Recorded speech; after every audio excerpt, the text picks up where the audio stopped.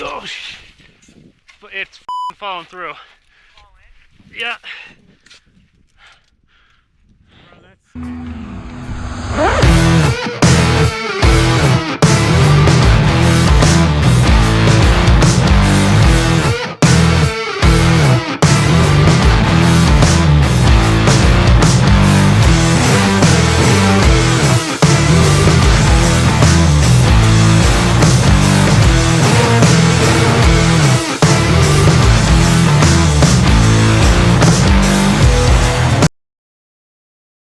Are we good? Okay, Rainier Car. Something I wanted to do for years, and we finally got the opportunity to attempt this. This was via just the standard DC route. Keep in mind, this is 9,000 feet of gain, and definitely not something the average person can probably have success with. Hey guys, here we are again, Mount Rainier. Attempt a car. Last week we encountered a really bad storm, so it's hot on a snowfield, but we're going up pretty early, so we'll have time to boil and take a nice break at Mirror. We got myself, Madison, Chris, and Blake. I met Blake in the hut last week when I had the emergency bivvy. He was in there too. Cool guy. So here we are again. Blake is gonna meet us at Mirror because he's running a bit late, but hope you guys enjoy.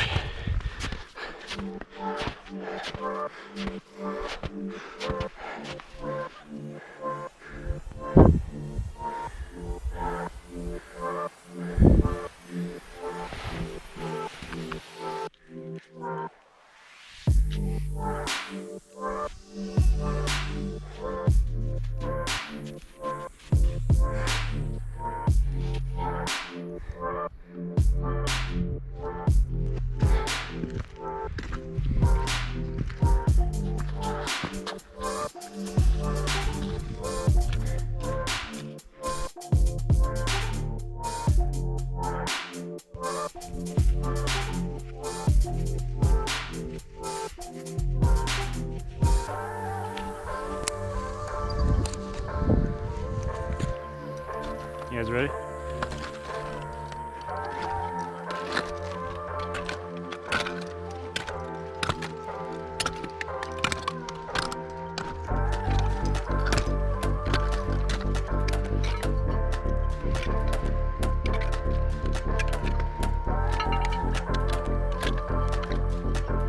On Mount Rainier many times in the past, more of a standard approach, sleeping up at a base camp and then summiting a different day.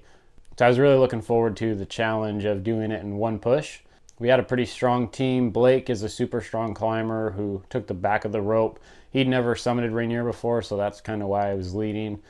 I was really familiar with the route and what to expect. So here around 12,000 feet, right in the middle of the cleaver, Madison started wondering whether or not she could continue, which kind of was to be expected. It's a lot to ask of someone who's not a frequent climber. She's in really good shape, but she's not necessarily in mountain shape, and they're two very different physical conditions. So we started discussing. A lot of people turn around on the cleaver. It's super normal and frequent, and I kind of told her that, you know, like, here's the deal. This happens to a lot of people. That's why it's called the disappointment cleaver, because it's disappointing. She heard the name of the landmark that we were on. She's like, this is the disappointment cleaver. Yeah, we're not turning around. I'm not disappointing. So we took a break. We got to the top of the cleaver, braked again, spaced out, and then pushed for the summit. You look pretty sick right there. That's what I do, bro.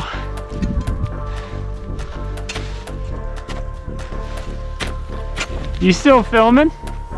This is good footage. This is gonna make a great little movie. Mount Rainier. The, what is it? The, oh dude, maybe I am a little f***ed up. The DC route. No. Nope. What? Huh? Car to car, yeah. Around 13.5, I started bonking pretty good. I was really struggling.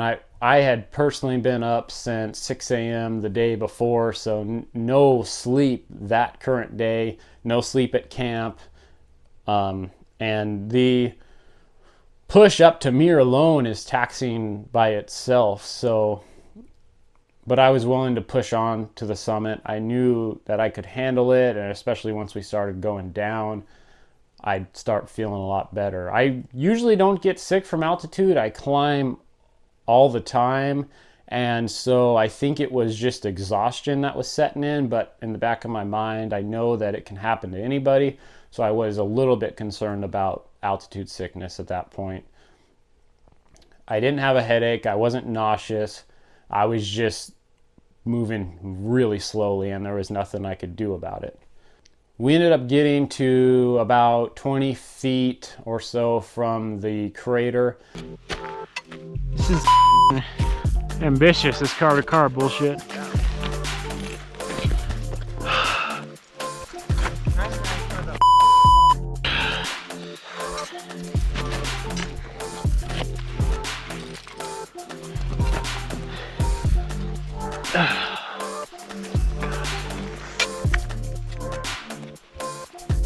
I would be the same way, but I've done this so many times. First one, man. And that's actually when we called it. Now, it's like, of course, we could have walked 20 feet and stepped into the crater, right? But I do this because it's a disciplinary action on myself. I should have better prepared myself. I didn't really deserve to step into the crater and call it a true success. Though physically we could have done it. Mark Smiley is one of my favorite guides, and he always says, be the partner that you seek. And I was so delirious from exhaustion at that point that most likely if shit hit the fan, potentially I wouldn't have been able to click up a gear and step up and handle the situation. I was pretty messed up. So it forces me to better myself, better prepare myself for next time. And obviously now we have to go do it again. Which we are doing it. We have Glacier Peak planned on the 15th. As soon as we get down, we're driving straight to Rainier. We're gonna bivvy in the parking lot and then attempt another car to car. But I've been training heavily, trying to get back into mountain shape so that I can do it without bonking. So it's just maybe a good principle to stand behind, where you really need to make sure you're ready for an issue because your team relies on it. And I felt guilty continuing on and earning the reward that I really wasn't prepared for. So I told Madison she could count it. I was in worse shape than she was. She had 20 feet to go. Here's a little GPS image.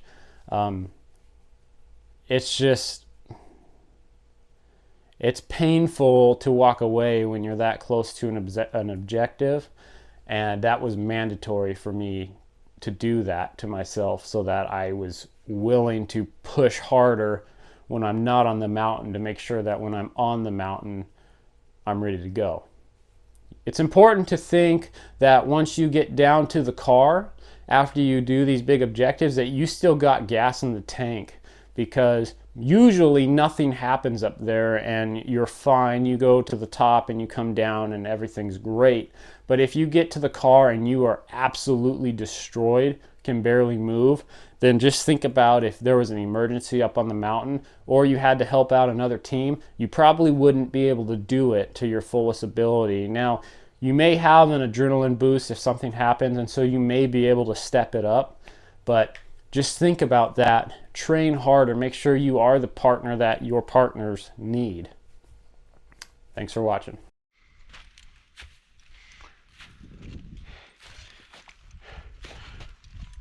Crossing another. Oh, it's falling through. Yeah. Bro, that's sketchy. You can see where I fell? Yeah. Jump over it, alright? All the way over that shit. You see this hole right here? Don't do what you just did, because this is like a death crevasse. Okay. Like leap over that shit. Like great track and field. Should I run over it? Jump. Just don't I don't run wanna fall on where it you when just you fell, run though. towards it. But sure, if that helps. Just walk. Walk towards the edge and jump. Okay, good job. All right, let's hold on. Let's pull this line out for him. Go downhill. Yeah. Tell me when you're there. I really don't like this shit.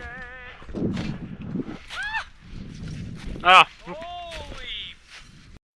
Are you there? Woo! Oh yeah. Dude, that was her and me within 5 minutes. That's f***ed up.